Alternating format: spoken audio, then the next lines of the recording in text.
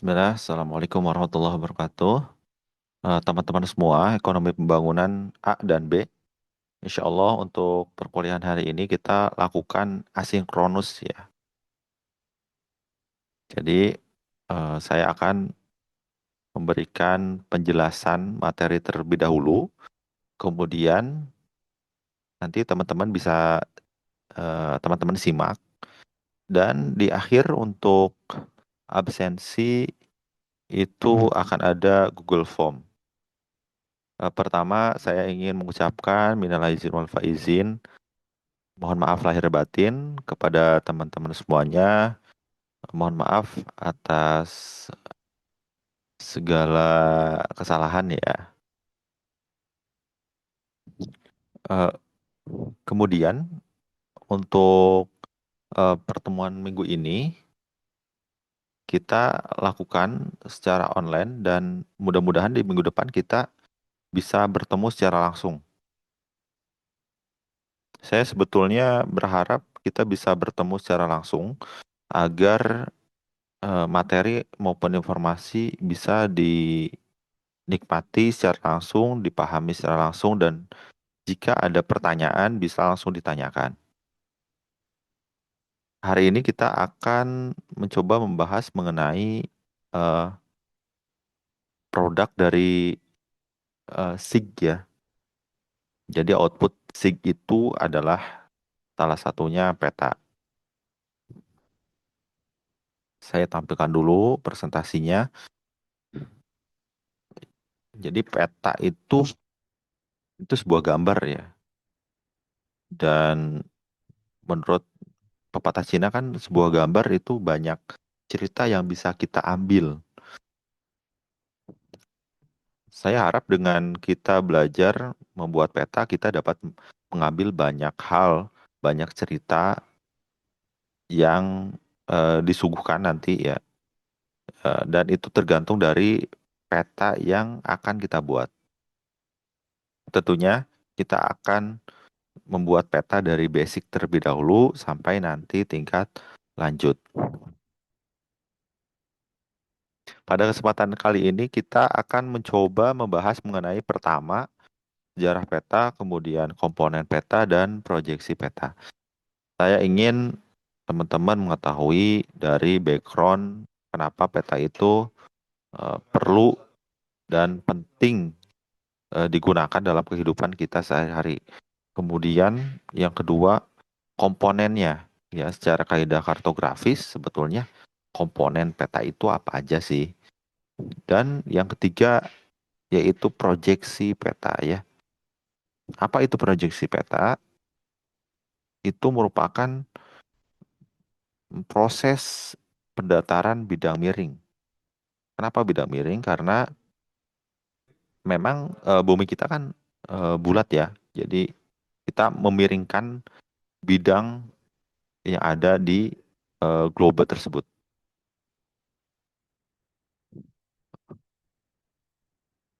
Pertama kita akan mempelajari periode peta kartografi. Itu terbagi menjadi 7 di sini dari prasejarah sampai era big digital.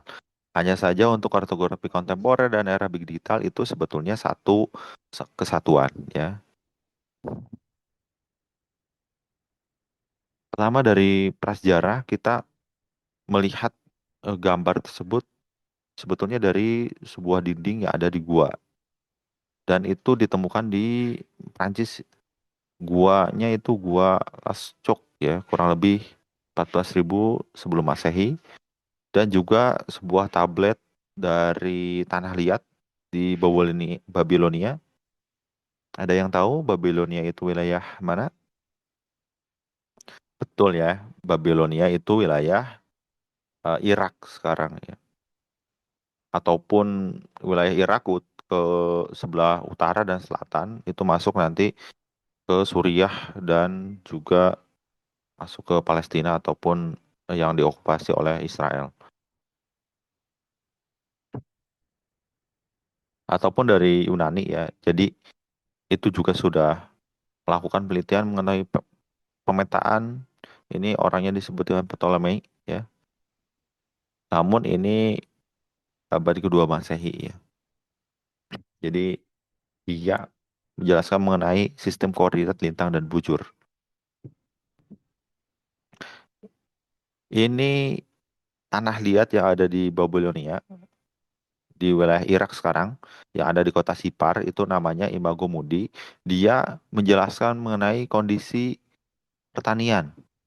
Ya, jadi sistem pertanian dan irigasi yang ada di wilayah Sipar, ya, atau wilayah Babilonia gitu ya.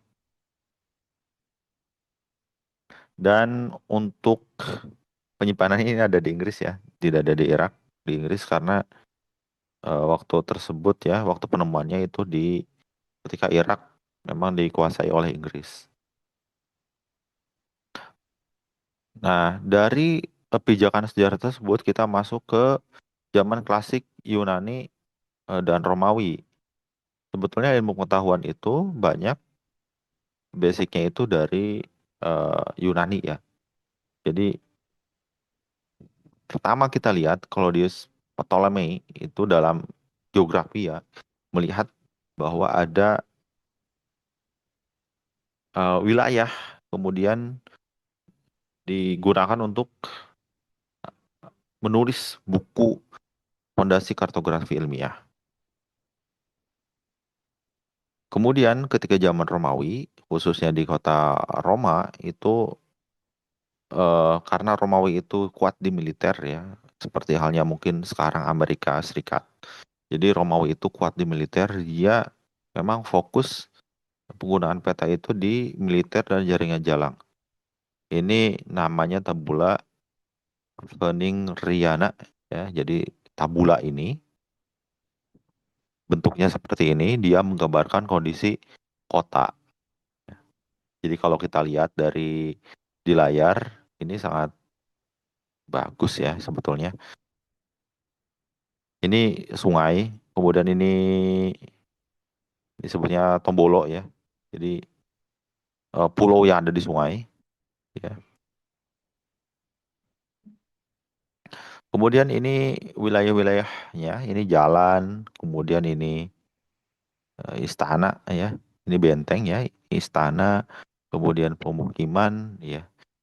Jadi udah sangat ini ya detail sekali begitu. Ini irigasi jaringan sungai untuk wilayah-wilayah yang ada di Romawi ya.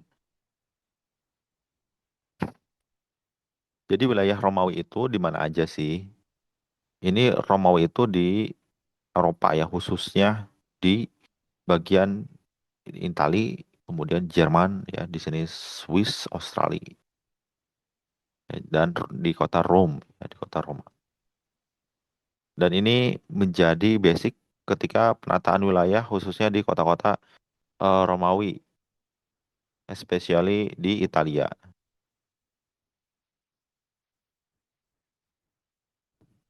Kemudian masuk ke zaman pertengahan, ini zaman kemasan Islam, ya. Jadi zaman kemasan Islam itu dari mana? Dari Andalusia sampai Nusantara kita. Di abad 12 itu ada ilmuwan yang terkenal yang berasal dari Al-Andalusia, ya. Andalusia itu di sekarang di Spanyol dan Portugal, namanya Al-Idrisi. Jadi ini juga sebetulnya Al-Idrisi ini selain ilmuwan juga penasehat untuk kerajaan Sisilia, Italia ya, gitu. Dan ini menjadi basic buku-bukunya menjadi basic untuk navigasi nanti ketika proses penjelajahan Eropa. Nah, kalau kita lihat ini Al-Andalusia ada di sini ya. Ada di Spanyol dan Portugal.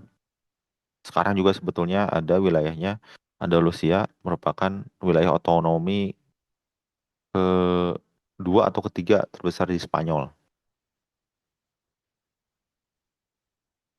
Di sini Andalusia kotanya ini Granada, Cordoba. Nah, yang menarik ketika Andalusia ini runtuh, ya, ya, mohon maaf. Yang menarik itu ketika Andalusia runtuh, kemudian ilmu-ilmunya banyak serap oleh bangsa Eropa, khususnya bangsa Spanyol. Kemudian abad 14 nanti ketika masa penjelajahan itu menjadi eh, basic ya untuk Spanyol menjelajahi dunia, khususnya wilayah bagian timur dan Portugis itu wilayah bagian barat. Nah, kalau kita lihat ini gambaran peta tanpa satelit waktu itu dan tanpa bantuan hanya bantuan navigasi kapal. Ini menjadi wilayah yang sangat menarik ya.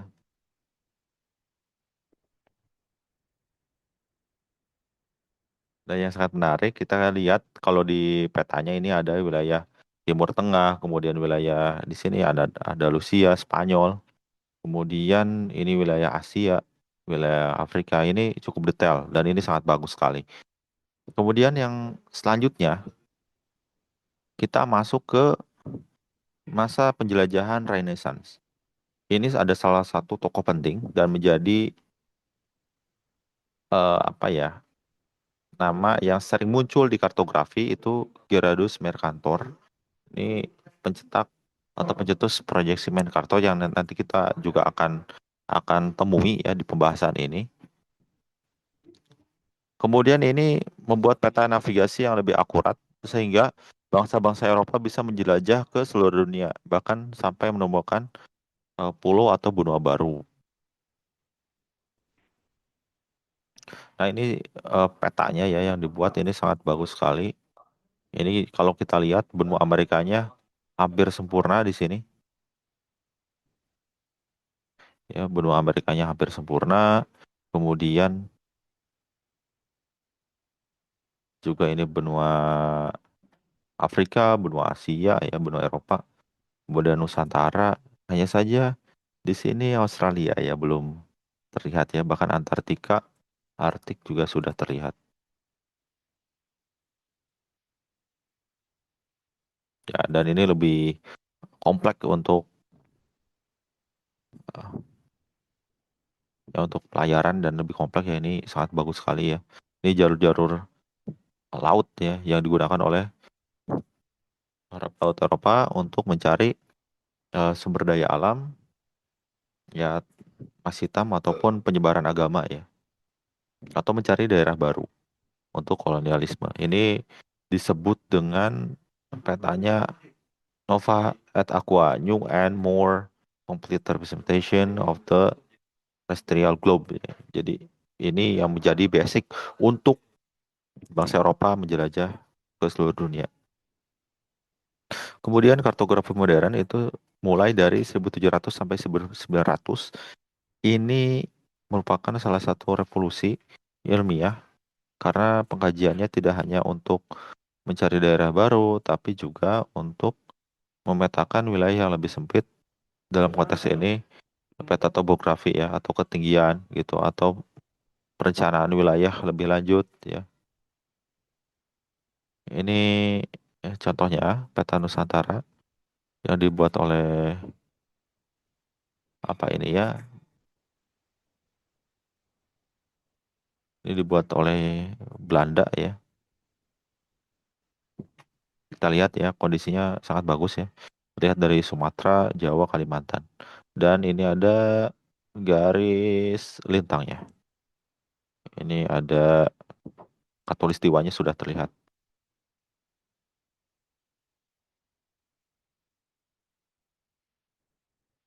Nah, kemudian yang terakhir itu kartu kontemporer 1900 sampai era digital sekarang.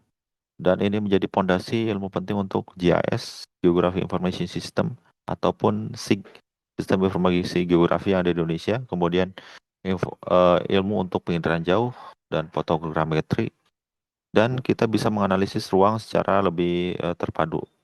Dan untuk sekarang ini kita diintegrasikan dengan AI, Big Data, ataupun real time mapping yang biasanya digunakan untuk proyeksi atau melihat cuaca yang akan datang ya. Contohnya di BMKG, misalnya ada cuaca, apakah hujan atau enggak, atau ada badai, ataupun ada yang lainnya.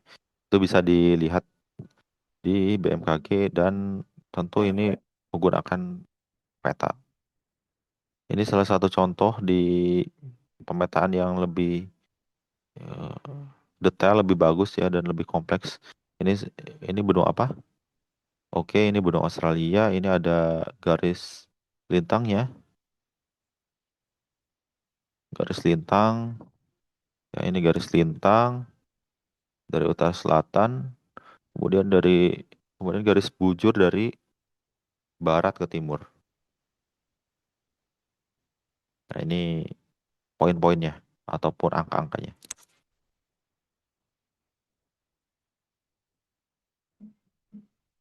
Selanjutnya kita akan mencoba membahas mengenai komponen peta. Ini yang penting.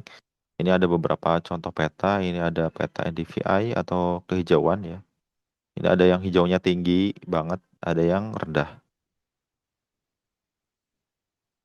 Kemudian ini ada contoh peta topografi ketinggian.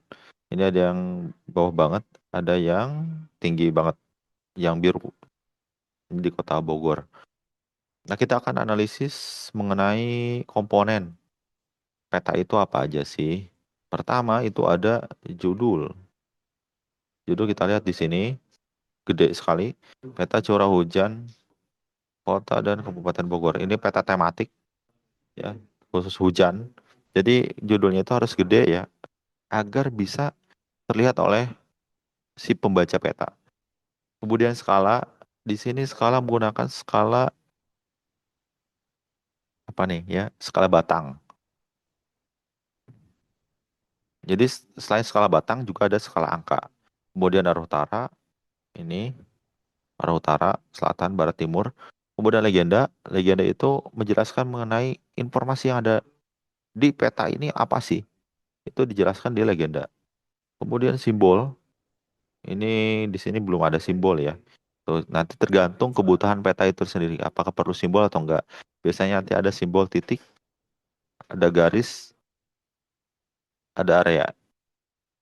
Nah, kalau kita lihat ya, mohon maaf, di sini juga ada simbol, simbol garis ya. Ini ada batas kota dan batas provinsi. Kemudian koordinat ya, lintang utara, lintang selatan, bujur barat, bujur timur. Di sini nih ya, ini lintang, ini bujur. Nah, ini lintang, lintang, mohon maaf, ini lintang. Yang ini bujur ya, ini bujur. Ini lintang, ini bujur. Begitu garis ke sini ya, ini bujur. Dari utara ke selatan bujur. Kemudian sumber tahun ini di sini ya, ada sumber dan tahunnya. Kemudian insert map. Di sini ada insert map, peta kecil yang menggambarkan posisi daerah itu di mana sih. Kemudian warna, ini warna gradasi. Kemudian label atau teks ya. Ini label atau teks ada referensi. Kemudian yang ngebuat siapa? Ini Hermawan Setiawan. Jadi harus jelas ya agar bisa dipertanggungjawabkan. Kemudian saya ingin menjelaskan mengenai skala peta. Skala peta yaitu perbandingan antara jarak di peta dengan jarak yang sebenarnya di permukaan bumi. Nah, skala ini kita kalau cara bacanya yaitu 1:50.000. Artinya 1 cm itu setara dengan 50.000 cm. Kemudian, ini contoh sederhananya. Jarak peta misalnya 2 cm, skalanya 1:100.000. Berapa sih jarak sesungguhnya 2 cm tersebut di lapangan? Gitu. Jadi kita tinggal dikali aja 2 kali 100.000 yaitu 2 km. Bentuk skala itu tadi ada angka, ada batang ya. Ada kilometer, ada mile, ada feet. Kalau kita memang basicnya biasanya menggunakan kilometer, meter, dan sentimeter. Ini tergantung dari negara yang menggunakan nanti skalanya. Kemudian saya ingin masuk ke ini jenis skalanya. Ada 1:25.000, 50.000, 250.000, sampai 1 juta. Jadi kalau skala itu makin kecil angkanya itu semakin detail. Dan itu disebut dengan skala besar. Kalau angkanya semakin banyak, itu disebut dengan skala kecil. Jadi kebalik ya. Jadi teman-teman harus mengetahui di skala itu terbalik gitu. Nah, kenapa seperti itu? Karena memang kita akan melihat kondisi sesungguhnya ketika skala itu semakin kecil. Makanya ketika skalanya 1:25.000 itu ya bagus untuk tata ruang kota. Ya. Kemudian lebih kecil lagi 1:10.000, 5.000. Nanti kita lihat di RBI itu bagus untuk desa. Kemudian 50.000 itu menengah ya bagus untuk perencanaan wilayah. Kemudian ada 250.000 skalanya yang kecil ini untuk skala nasional, kebijakannya makro ya, secara nasional ataupun 1 juta umum ya ini global atau regional. Jadi semakin kecil itu semakin eh, mikro ya, semakin mikro. Kemudian proyeksi, ini proyeksi yang penting juga ya yang kita akan bahas. Ini jangan lupa kodenya. Jadi proyeksi itu terbagi menjadi tiga, ada azimutal, kerucut, dan sinder ya.